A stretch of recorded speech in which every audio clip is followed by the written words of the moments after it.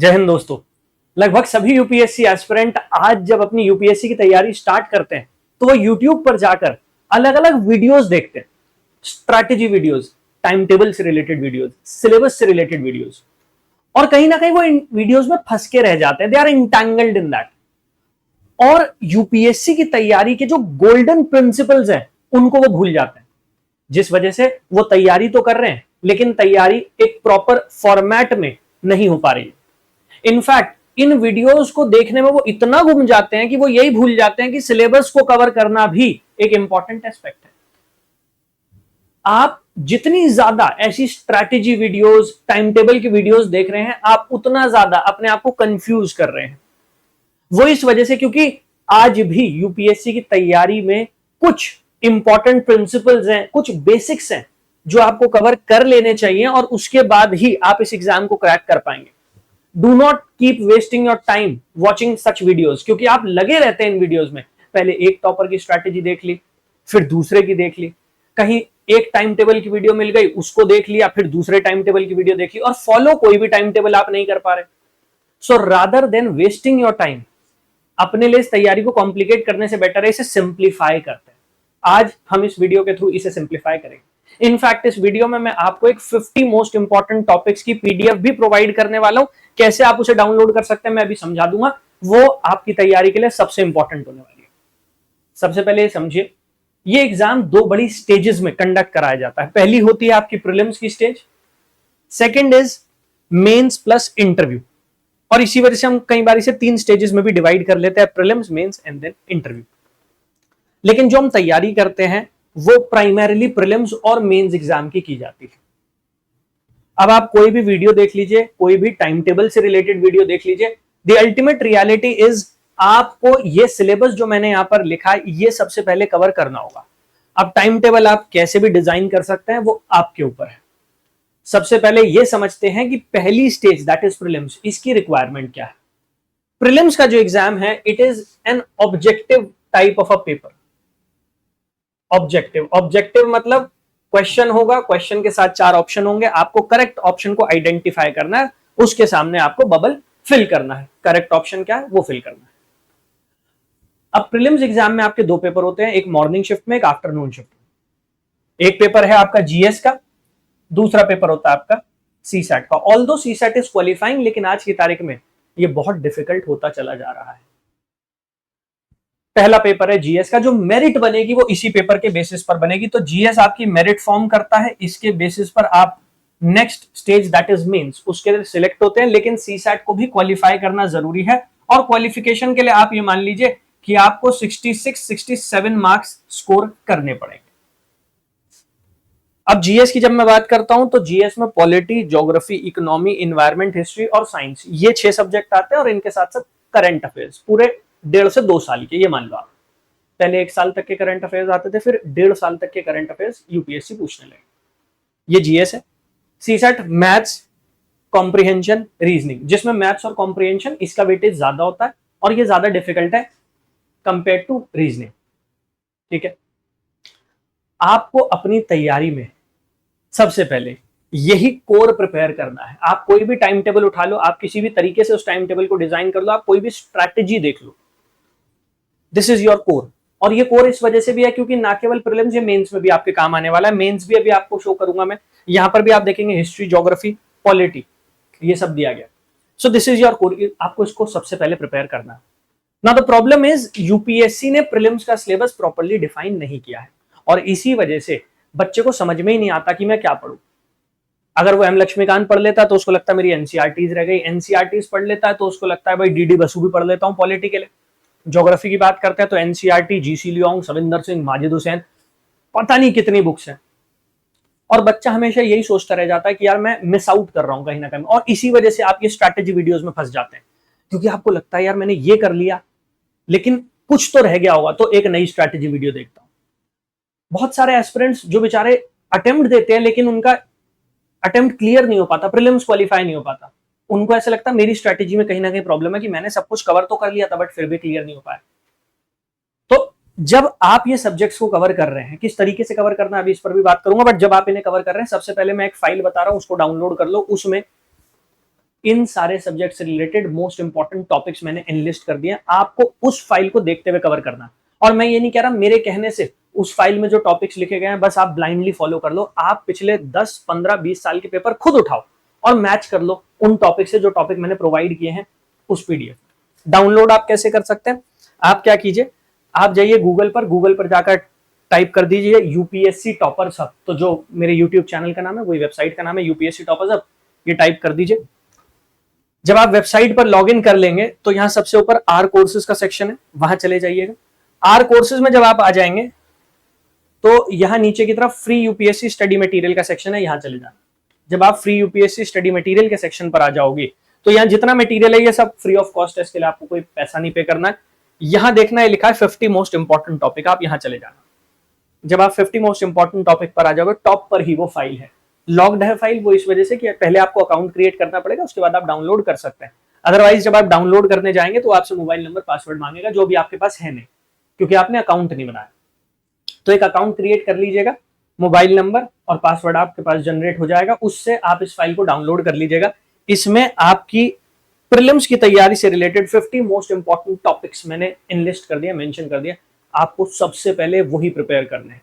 कोई भी time table बनाइए, किसी भी तरीके का टाइम टेबल बनाइए, सबसे पहले उन्हें फिनिश करिए, क्योंकि पिछले 15-20 साल में यूपीएससी वहीं से ज्यादातर क्वेश्चन पूछती आई है। और मैं फिर कह रहा हूं क्रॉस वेरीफाई कर लेना, ऐसा नहीं है मेरे कहने से उस बात को मान लो, क्रॉस वेरीफाई कर लो, चेक कर लो कि भाई पिछले 5 साल में 10 साल में यूपीएससी में पॉलिटी में कहां से क्वेश्चन आ रहे हैं, क्या यही टॉपिक्स हैं, ज्योग्राफी में कहां से आ रहे हैं, हिस्ट्री में कहां से आ रहे हैं। तो फिर आपको और ज्यादा भरोसा हो जाएगा और आप उन टॉपिक्स को ज्यादा सीरियसली लेंगे, एम्फेसाइज करेंगे। अब तैयारी जब आप कर रहे हैं तो किस तरीके से करनी है, हम कहते हैं इंटीग्रेटेड तैयारी। इंटीग्रेटेड से मतलब होता है प्री प्लस मेंस दोनों की तैयारी। इसके लिए पहले आइडेंटिफाई करना जरूरी है कि प्री और मेंस में कॉमन क्या है। पॉलिटी, ज्योग्राफी और हिस्ट्री, सबसे पहले ये 3 बड़े सब्जेक्ट और कॉमन सब्जेक्ट है। प्रीलिम्स में भी है, मेंस में भी है। मेंस में आप देखिएगा 4 जीएस के पेपर होते हैं। जीएस 1 में हिस्ट्री और ज्योग्राफी का सेगमेंट है। हिस्ट्री और ज्योग्राफी मिलाकर लगभग 130-140 नंबर की पूछी जाती है। 80-90 नंबर की तो ज्योग्राफी आ जाती है और हिस्ट्री के भी 2 से 3 क्वेश्चन आ जाते हैं। तो आप ये मान लीजिए कि भाई 120 से लेकर 140-150 के बीच में वो वेरी कर जाता है, ठीक है। अगर आप 130 भी लेते हैं तो ऑलमोस्ट आधा पेपर जो है वो आपका वहीं से बन रहा है, 250 नंबर का तो पेपर है। तो हमें क्या करना है, जब हम हिस्ट्री और ज्योग्राफी को कवर कर रहे हैं तो यहां हम जो मेंस में क्वेश्चन पूछे गए हिस्ट्री और ज्योग्राफी से उनको अपने पास रखें, जिससे जब हम कोई टॉपिक कवर कर लेते हैं और उससे रिलेटेड मेंस का जो क्वेश्चन आया है हमें वो अटेम्प्ट करके देखना है कि क्या मैं अटेम्प्ट कर पा रहा हूं, क्या मैंने हिस्ट्री को ज्योग्राफी को इस तरीके से कवर कर लिया है कि मैं उसे अच्छे से अटेम्प्ट कर पाऊंगा। फिर पॉलिटी, जीएस पेपर 2 की जब आप बात करेंगे, आधा पेपर 126 मार्क्स, आधा पेपर वो पॉलिटी से ही बनता है। तो पॉलिटी यहां पर मेरा इंपॉर्टेंट सब्जेक्ट हो जाता है, हाफ ऑफ द पेपर, आधा पेपर यहीं से बनता है।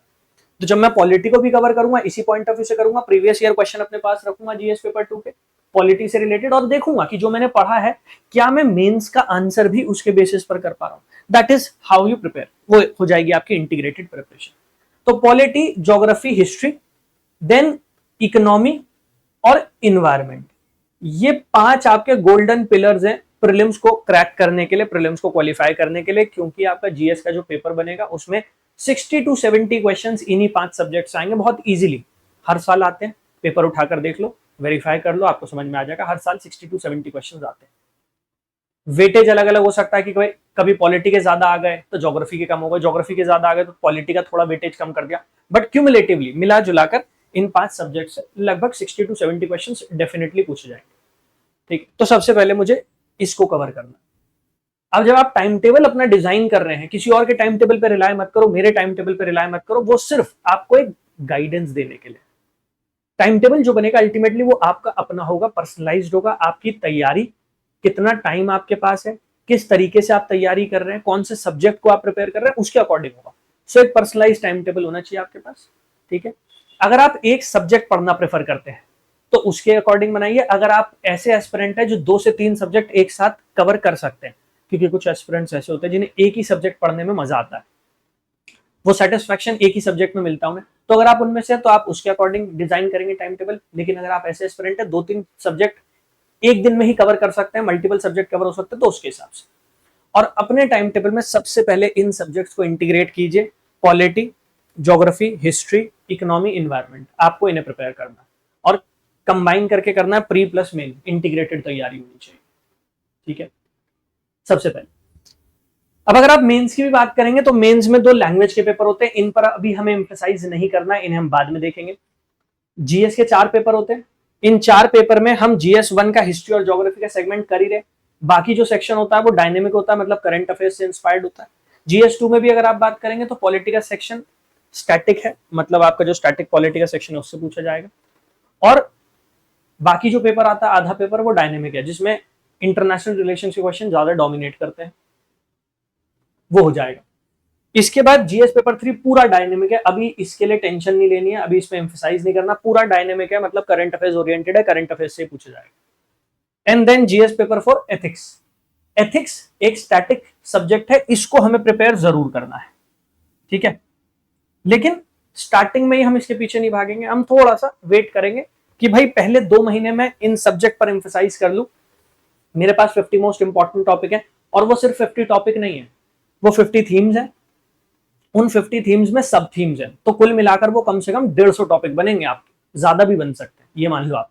वो थीम्स है, उनमें सब थीम्स है, आपको वो प्रिपेयर करना है, ठीक है। फिर हम एथिक्स को भी इंटीग्रेट करेंगे। देन ऑप्शनल में भी कुछ ऑप्शनल ऐसे होते हैं जो स्टैटिक प्लस डायनेमिक है। स्टैटिक मतलब बुकिश पोर्शन है, डायनेमिक मतलब करंट अफेयर्स, जैसे पीएसआईआर, वहां पर आधा पेपर जो है वो करंट अफेयर्स से आता है, आधा पेपर आपका स्टैटिक से आता है। तो यहां पर जो स्टैटिक सिलेबस है उस पर हम एम्फसाइज करेंगे, और अभी हम एसए की टेंशन बिल्कुल नहीं लेंगे। एसए तब लिखा जाता है जब मेरा पूरा सिलेबस कवर हो जाए, क्योंकि एसए में आपको डायमेंशंस को कनेक्ट करना है। अब समझिए सिंपल तरीके से कैसे आपको एक टाइम टेबल अपने लिए डिजाइन करना है, अपनी पर्सनलाइज स्ट्रैटेजी के अकॉर्डिंग। 2 टाइप के एस्पिरेंट है, मैंने आपसे कहा, एक वो है जिन्हें एक ही सब्जेक्ट पढ़ने में सेटिस्फैक्शन मिलता है, एक वो होता है जो मल्टीपल सब्जेक्ट कवर कर सकते हैं। तो अगर आप उनमें से हैं जो सिर्फ एक सब्जेक्ट पढ़ना प्रेफर करते हैं, तो आप क्या कीजिए, आप जीएस का एक मेजर सब्जेक्ट उठाइए और उसके साथ साथ अपना ऑप्शनल पिक कर लीजिए, ठीक है। तो एक आपने उठा लिया मेजर सब्जेक्ट जीएस का, और एक आपने उठा लिया अपना ऑप्शनल का। ऑप्शनल का स्टैटिक सिलेबस वाला पोर्शन जो है वो पिक कर लीजिए और उसको कवर कीजिए। अपने दिन को आप 3 टाइम स्लॉट में डिवाइड कर सकते हैं। एक स्लॉट रहेगा आपका जीएस के लिए, सपोज आपने पॉलिटी उठा लिया तो एक स्लॉट रहेगा पॉलिटी के लिए, और दूसरा स्लॉट रहेगा आपका ऑप्शनल के लिए, जो भी आपका ऑप्शनल है, पीएसआईआर है या फिर सोशियोलॉजी है या फिर एंथ्रो है, जो भी आपका ऑप्शनल है आपने वो रख लिया। तो यहां पर क्या हुआ, 2 बड़े टाइम स्लॉट मिल गए आपको जीएस और ऑप्शनल के लिए। दैट मीन्स इंटीग्रेटेड फॉर्मेट में मेरा जीएस प्रिपेयर होगा, ठीक है, और इसके साथ साथ मेरा ऑप्शनल चलता रहेगा। तो मतलब प्री प्लस मेंस मेरी दोनों की तैयारी चल रही है। हर मेजर सब्जेक्ट को कवर करने के लिए, मैं ऑप्शनल की बात नहीं कर रहा, मैं जीएस के मेजर सब्जेक्ट की बात कर रहा हूं। हर मेजर सब्जेक्ट को कवर करने के लिए, क्योंकि 50 थीम्स मैंने आपको प्रोवाइड कर दिए, आप अपने लिए टाइम रखिए कम से कम 15 से 20 दिन। अब 15 से 20 डेज से एक्सटेंड भी कर सकते हैं आप टाइम। जैसे अगर मैं हिस्ट्री की बात करता हूं तो हिस्ट्री में 4 बड़े सेगमेंट आपको कवर करने हैं, एंशिएंट, मिडाइवल, मॉडर्न और आर्ट और कल्चर। तो यहां पर 15 दिन में आप उसे कवर नहीं कर पाएंगे, थोड़ा टाइम स्ट्रेच कर लीजिए, एक्सटेंड कर लीजिए कि भाई ठीक है मैं 25 डेज लूंगा और मैं इसे कवर करूंगा। टारगेट जो रखना थोड़ा चैलेंजिंग रखना है।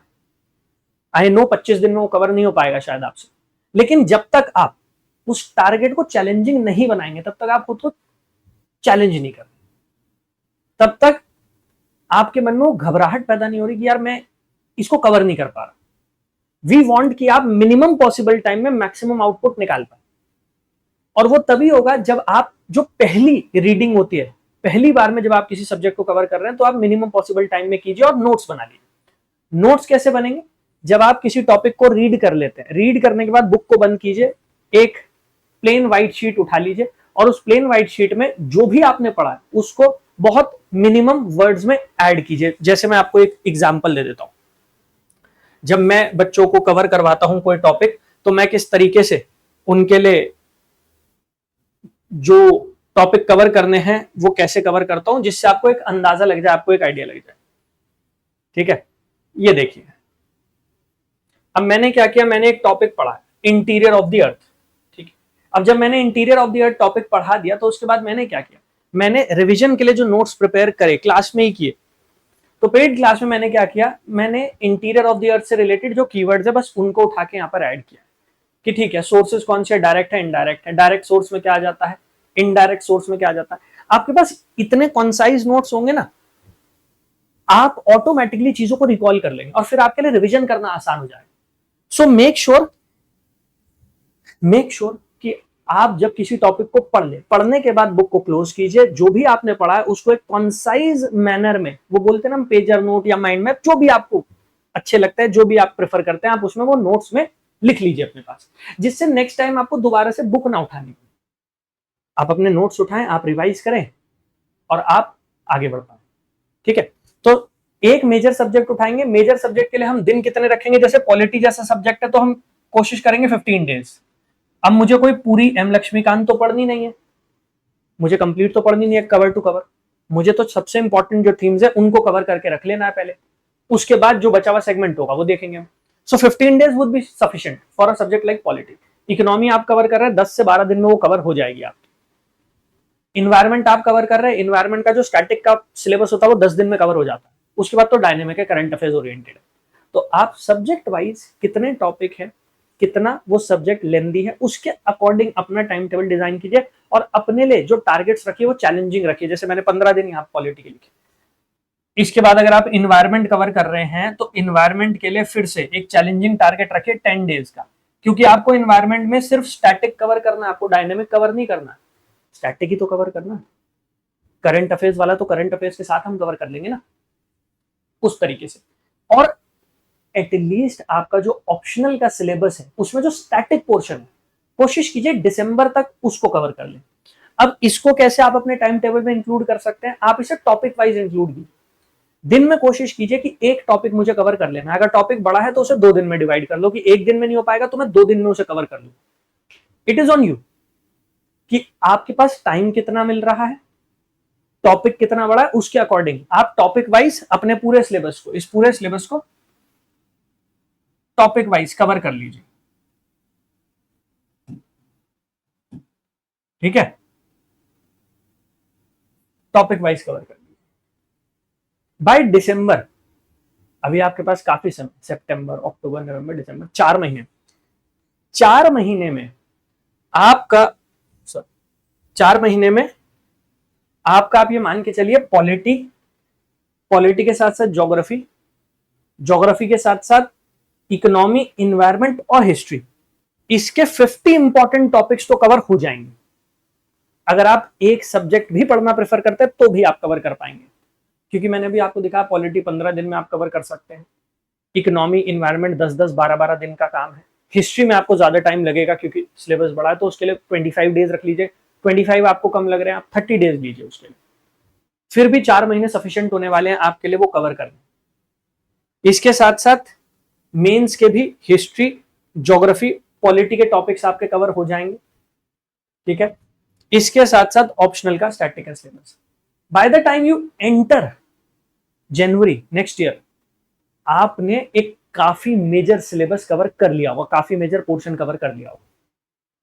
अगर आप यूं ही बस वीडियोस देखते चले जाएंगे कि ये वाली स्ट्रैटेजी वीडियो देख लूं, यहां पर टाइम टेबल देख लूं, you are not going to produce the kind of output that is required to clear this exam.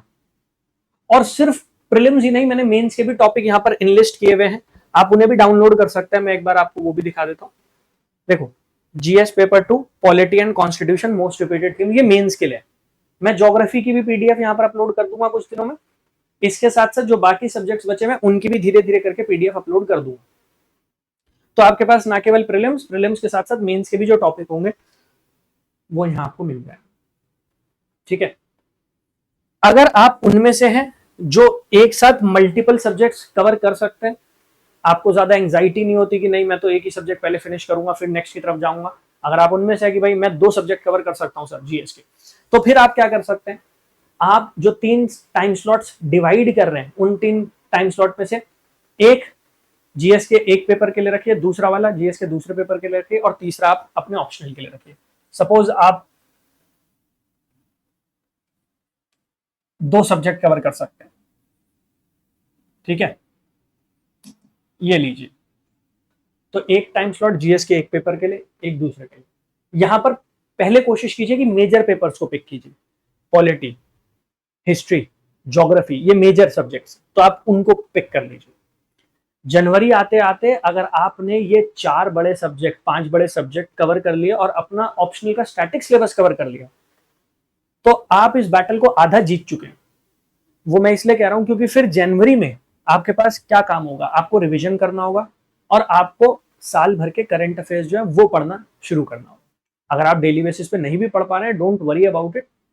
Monthly magazine आती है, आप उनके थ्रू कवर कर सकते हैं। पीटी 365 आता है, आप उसके थ्रू कवर कर सकते हैं, तो वो वहां से कवर हो जाएगा, उसके लिए इतना पैनिक मत कीजिए।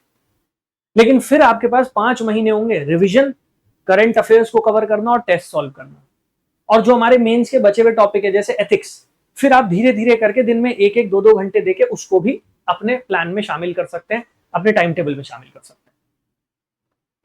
तो टाइम टेबल जो डिजाइन करना है वो अपनी नीड के अकॉर्डिंग करना, और उसमें हमें याद रखना है कि भाई ये हमें कवर कर लेना है। सिर्फ मेरे कह देने से या किसी और के टाइम टेबल को शो कर देने से आपका सिलेबस कवर हो जाए, ऐसा होने नहीं वाला। उसके लिए आपको अपना ही एक टाइम टेबल डिजाइन करना होगा, और ये टाइम वेस्टेज है कि 10-10 टाइम टेबल की वीडियो देख लो, 15 स्ट्रैटेजी की वीडियो देख लो, उससे कुछ मिलना नहीं है आपको। मिलेगा तभी जब आप अपने स्टैटिक सिलेबस को कवर कर लेंगे, अपने ऑप्शनल को कवर कर लेंगे। एससे की वीडियो भी मत देखो, आपके लिए कोई फायदा नहीं है एससे की वीडियो देखने का। एससे तभी आप लिख पाओगे जब आपके पास नॉलेज होगी, क्योंकि essay is all about connecting dimensions. वो डायमेंशंस तो होनी चाहिए ना, हिस्ट्री पता होगी तभी एक डायमेंशन ओपन होगी, ज्योग्राफी पता होगी, पॉलिटी पता होगी, इकोनॉमी पता होगी। जब वो सब्जेक्ट्स की नॉलेज होगी तभी वो डायमेंशन ओपन अप कर पाओगे। तो अभी मत भागो उसके पीछे, give yourself ample amount of time, पहले इन चीजों को कवर कर लो and then think about the rest of the syllabus, वो हो जाएगा फिर धीरे धीरे करके। ऑलराइट, सीसैट को लेके बहुत टेंशन होती है बच्चे को। सीसैट 5 महीने होंगे आपके पास, जनवरी, फरवरी, मार्च, अप्रैल, मई में होगा आपका एग्जाम। अब इन 5 महीनों में आपको अपना सिलेबस रिवाइज करना है, क्योंकि मेजॉरिटी तो आप कवर कर ही चुके हो। सिलेबस को रिवाइज करेंगे, करंट अफेयर्स अपडेट करेंगे, और इसके साथ साथ जो बचे हुए टॉपिक्स हैं उनको हम प्रिपेयर करते रहेंगे। अब अगर आप अपने आप को 5 महीने 1 से 1.5 घंटा डेली भी दोगे मैथ्स की प्रैक्टिस करने के लिए, कॉम्प्रिहेंशन की प्रैक्टिस करने के लिए, that's sufficient amount of time, बहुत टाइम है वो, उसमें वो चीज कवर हो जाए, ठीक है। So I would highly recommend and request you कि आप अपना टाइम वेस्ट मत कीजिए ये अननेसेसरी की टाइम टेबल की वीडियोस, स्ट्रैटेजी की वीडियोस देखने में। आप एक कंसोलिडेटेड, एक सॉलिड स्ट्रैटेजी अपने लिए प्रिपेयर कीजिए। और अगर आपने लास्ट ईयर यही किया था फिर भी नहीं हो पाया, तो इसका मतलब ये नहीं है कि आपकी स्ट्रैटेजी में कोई कमी रह गई थी या कुछ गलती थी। It's actually a number game as well. 6-6.5 lakh बच्चे में से 14-14,500 का ही सिलेक्शन होना है मेंस के लिए। तो अगर आप नहीं भी पहुंच पा रहे हैं वहां तक, तो इसका मतलब ये नहीं है कि आपकी स्ट्रैटेजी में शायद कोई कमी रह गई। इसका सिर्फ मतलब ये हो सकता है कि शायद वो 14-14,500 बच्चे जो उन्होंने आपको आउट परफॉर्म कर दिया, आपसे बेटर कर लिया। इस साल आपको और बेटर कोशिश करनी है कि आप उनको आउट परफॉर्म कर पाए। उसके लिए रिवीजन और टेस्ट सीरीज, ये दोनों की बन जाएंगे उसके। कोई भी और डाउट हो, कोई भी और सवाल हो तो कमेंट करके आप मुझसे पूछ सकते हैं। इसके साथ साथ ये तो मैंने आपको बता दिया 50 मोस्ट इंपॉर्टेंट टॉपिक। इसके अलावा अगर आपको कोई गाइडेंस चाहिए, कोई मेंटोरशिप चाहिए, या बिल्कुल बेसिक से आप सारी चीजें कवर करना चाहते हैं, तो यहाँ पर सारे बैचेस भी प्रोवाइड किए गए। फाउंडेशन बैच अभी शुरू हुआ है 4 अगस्त से। आप इस 4 अगस्त वाले फाउंडेशन बैच में मेरे साथ जुड़ सकते हैं। यहाँ पर आपको पॉलिटी की रिकॉर्डेड वीडियोस तो मिल ही जाएंगी, इसके साथ साथ आपको ज्योग्राफी और हिस्ट्री की लाइव क्लासेस चल रही हैं वो भी मिल जाएंगी। लाइव क्लास में जो भी डाउट है आप कवर कर सकते हैं, मुझसे पूछ सकते हैं। पॉलिटी की जो वीडियोस हैं या एथिक्स की वीडियोस रिकॉर्डेड फॉर्म में यहाँ पर ऑलरेडी हमने प्रोवाइड कर दिया। उसको कोई डाउट है उसके लिए अलग से सेशंस होंगे, आप उसमें कवर कर सकते हैं। समय कम है, कवर बहुत कुछ करना है, तो जल्द से जल्द हम चीजों को कवर कर पाए, इसी तरीके से हमने बैचेस डिजाइन किए। तो आप इनमें हमारे साथ जुड़ सकते हैं, या फिर अगर आपको सिर्फ गाइडेंस चाहिए, मेंटोरशिप चाहिए, तो मेंटोरशिप का भी बैच यहाँ पर प्रोवाइडेड है। नाउ इट्स ऑन यू, आप क्या चाहते हैं उसके अकॉर्डिंग आप एडमिशन ले सकते हैं। कोई डाउट है, कोई सवाल है तो कॉन्टैक्ट अस का ऑप्शन है, यहाँ पर नंबर दिया गया, आप इस नंबर पर कॉल कर सकते हैं, व्हाट्सएप मैसेज ड्रॉप कर सकते हैं इंक्वायरीज के। Alright, wish you all the very best, thank you. जय हिंद।